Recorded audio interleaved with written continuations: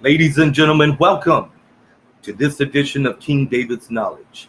I'm your host, David Montoya, and today we'll be discussing the very important topic, flat earth versus round earth. Now, there's been many debates you can find on YouTube, and just another reason why we definitely should cover this information to see whether both sides have some facts or either side can prove that the other is wrong. Thank you, and let's begin. Let's go.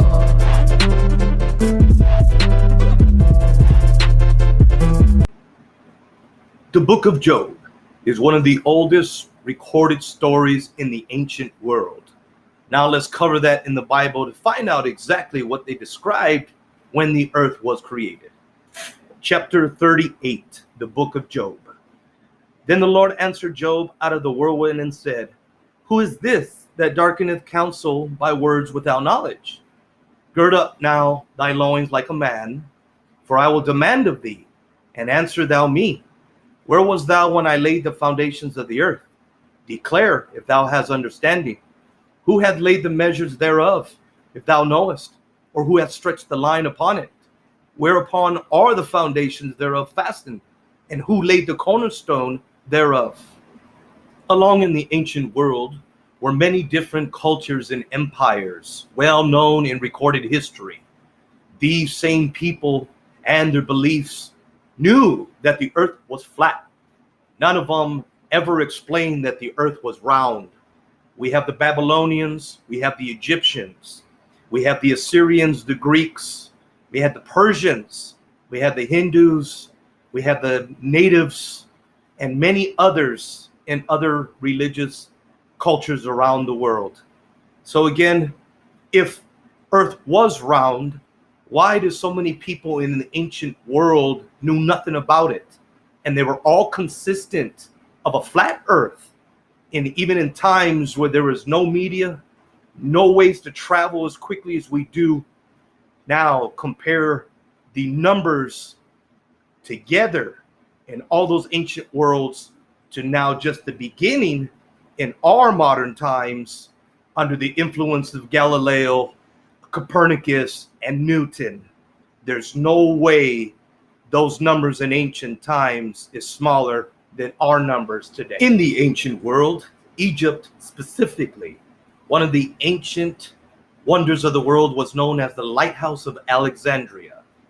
This lighthouse was built so that ships sailing from far, far places can see that the land is close when they see the lighthouse. These lighthouses have been built ever since and have been used by sailors in order to find their destination.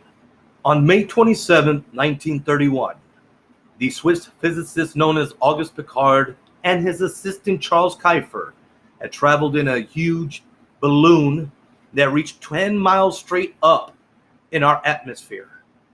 The Auguste Piccard had recorded what his sightings saw, and he felt and said that the earth looked like a flat disc. In Bolivia, there's a place known as the Bolivian Salt Flats, also known as Salar de Uyuni. It stretches 3,900 square miles, and the salar was formed as a result of transformations between several prehistoric lakes. It is covered by a few meters of salt crust, which has an extraordinary flatness with the average elevation variations within 1 meter over the entire area of the salt flat. This latest flatness finding comes courtesy of geographers at the University of Kansas, who just published a paper, "The Flatness of the United States," in Geographical Review, a peer-reviewed journal published by the American Geographical Society.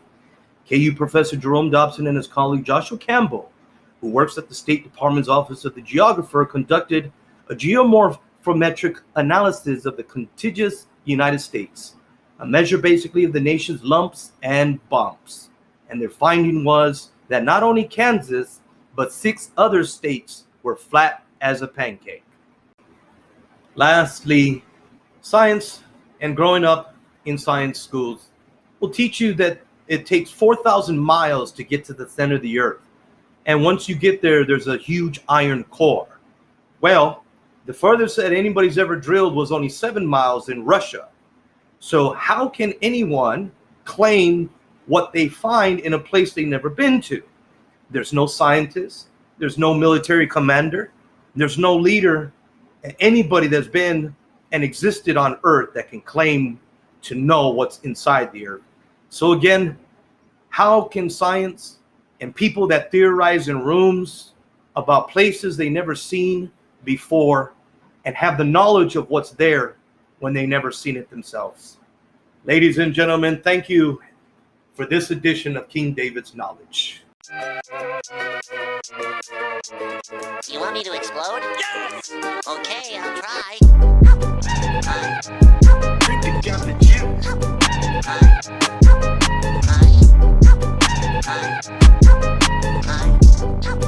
Hi.